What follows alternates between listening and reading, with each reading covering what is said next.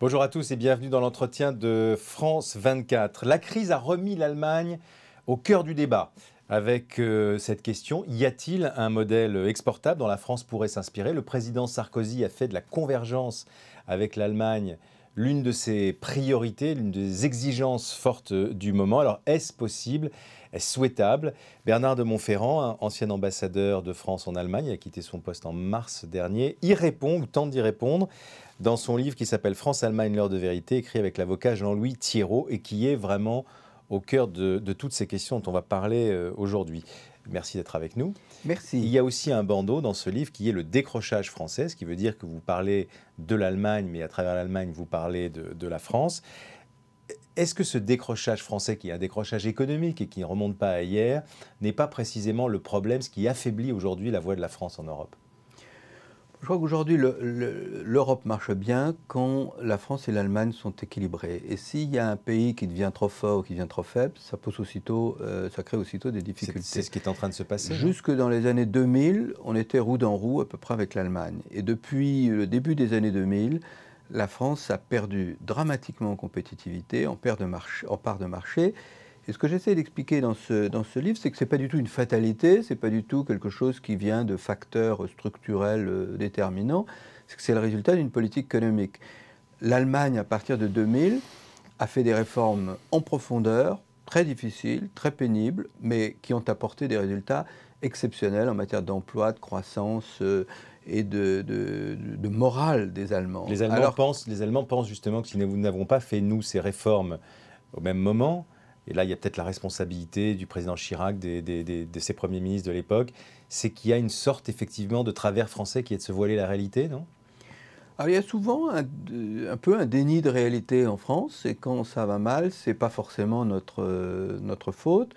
Or, je crois qu'on a commencé en France à faire les réformes nécessaires, mais on est encore loin d'être arrivé au but, et que si on poursuit ces réformes, je crois qu'on est tout à fait capable de rester à un bon niveau avec l'Allemagne. On reste souvent au milieu du gué, honnêtement. Regardez le dernier plan de rigueur qui a été annoncé. Déjà, il y a de plus en plus de voix qui disent qu'il faudra aller au-delà, il faudra aller plus loin. Moi, ce qui me paraît important aujourd'hui, c'est que nous avons intérêt tous à converger. Le marché unique, c'est-à-dire ce grand marché de près de 500 millions d'habitants, l'euro, c'est un avantage colossal pour nos entreprises, y compris pour les entreprises allemandes qui sont les premières à connaître qu'elles font les 2/3 de leur commerce dans cette zone et surtout les 2/3 de leurs excédents. Et par conséquent, pour protéger ça, nous avons tous compris, et les Allemands et nous, qu'il fallait avoir des comptes à peu près en ordre, qu'il ne fallait pas dépenser plus qu'on ne gagne, qu'il fallait avoir une compétitivité bonne. L'avoir compris, excusez-moi, c'est bien, mais encore faut-il faire ce qu'il faut justement pour aller vers cette convergence. Vous vous érigez contre l'idée qu'il y a des différences culturelles de fond entre les Français et les Allemands, mais par ailleurs, vous montrez bien aussi qu'il y a quand même une caractéristique de l'économie allemande, excusez-moi, je reste sur l'économie, mais qui est une caractéristique de l'économie allemande, c'est qu'elle est davantage tournée vers l'exportation, qu'elle est davantage tournée vers le monde, qu'il y a quand même un problème de repli hexagonal en France, et que c'est valable pour l'industrie allemande, ça on le sait, ils exportent leurs machines, mais aussi pour leurs services. Moi, je crois que c'est une tradition allemande d'exporter, d'être présent dans le monde, mais les Français ont fait énormément de progrès dans ce domaine. Je crois que le grand problème aujourd'hui de la France, c'est que nous avons des charges publiques qui sont excessives. Ça veut dire quoi?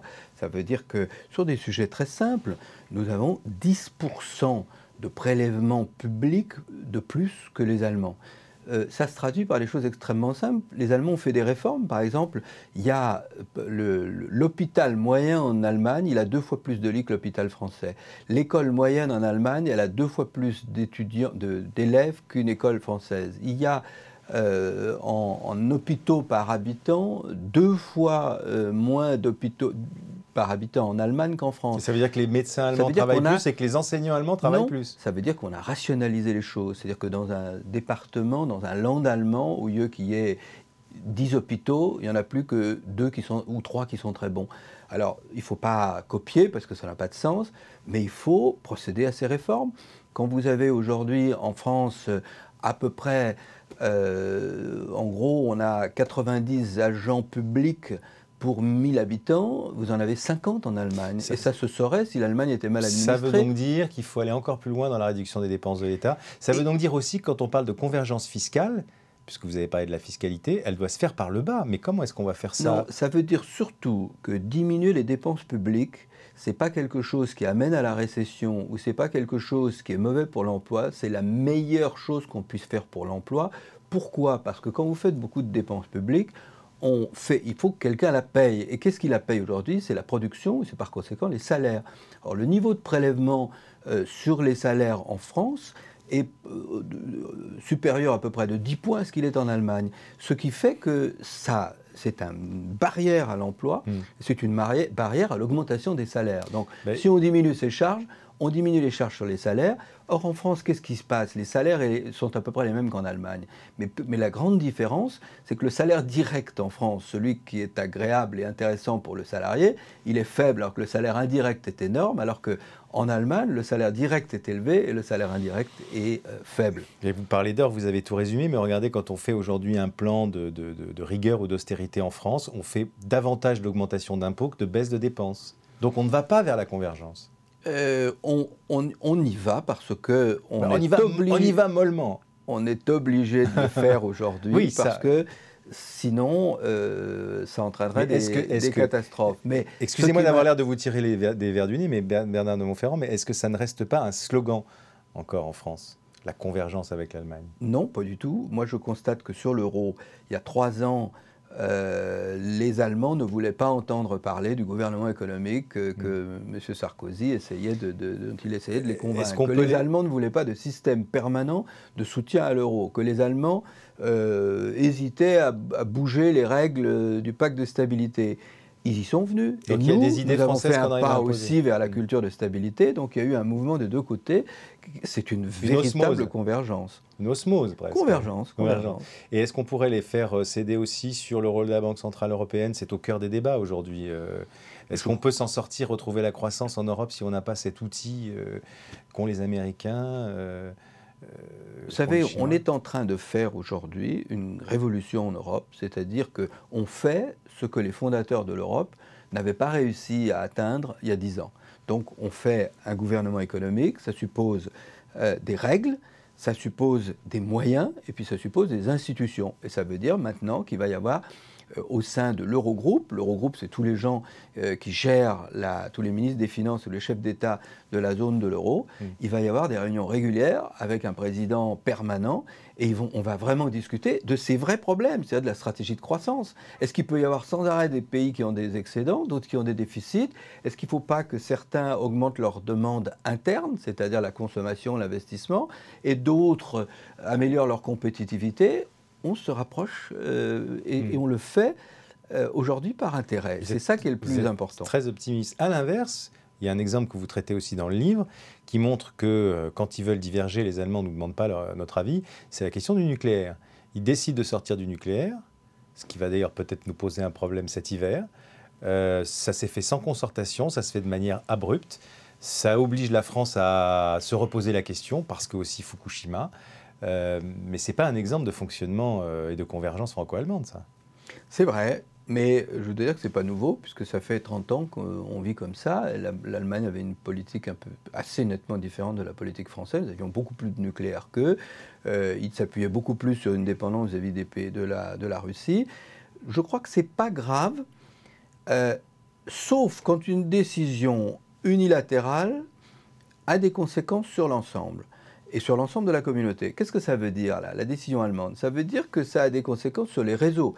Il faut que, si les Allemands ne font plus d'énergie nucléaire, on ait des réseaux de tuyaux qui amènent de l'énergie de l'Est vers l'Ouest, mais aussi de l'Est vers l'Ouest. Ça n'a pas été réfléchi. On en reparlera quand il fera moins 10 en Europe cet hiver. On a commencé à avoir une réflexion là-dessus, et c'est extrêmement important. Deuxième chose, il faut qu'on ait des discussions encore plus approfondies sur les tuyaux, c'est-à-dire les réseaux qui nous amènent du gaz de Russie ou d'Asie centrale, de tout ce cas-là.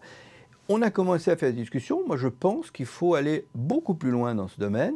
Et on avait une proposition de notre président de la République qui disait pourquoi est-ce qu'on ne ferait pas des groupements des grandes entreprises européennes qui auraient un poids de négociation beaucoup plus fort pour acheter leur gaz, pour acheter leur énergie à l'étranger. Bernard de Montferrand, il faut conclure cet entretien. Juste la dernière question, c'est qu'on est en train de deviser là d'une politique à long terme, d'une nouvelle politique industrielle, de tas de choses qui, bon, effectivement, de la réversibilité des choix français qui ont été plus vers la consommation que les Allemands. Mais là, aujourd'hui, le spread franco-allemand sur les bons du Trésor n'a jamais abattu un nouveau record. Est-ce qu'on peut se retrouver face à une situation d'urgence où il y a un vrai éclatement du couple franco-allemand?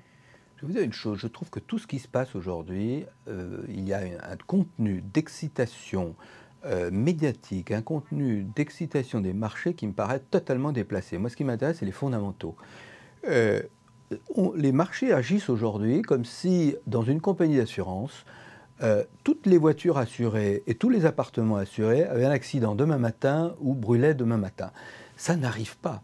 Le remboursement des dettes, ça ne se fait pas demain matin, ça se fait sur 5, 10 ans, 15 ans.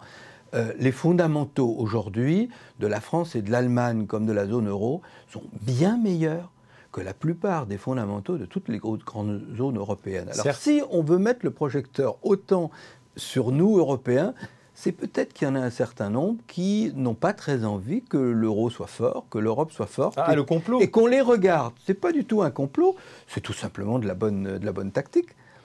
Merci beaucoup, Bernard de Montferrand. Je le répète, en tout cas, un livre qui est vraiment au cœur de l'actualité. France-Allemagne, l'heure de vérité chez Taillandier. Merci d'avoir été l'invité de cet entretien de France 24. Et dans quelques instants, d'autres infos sur France 24. À bientôt. Merci.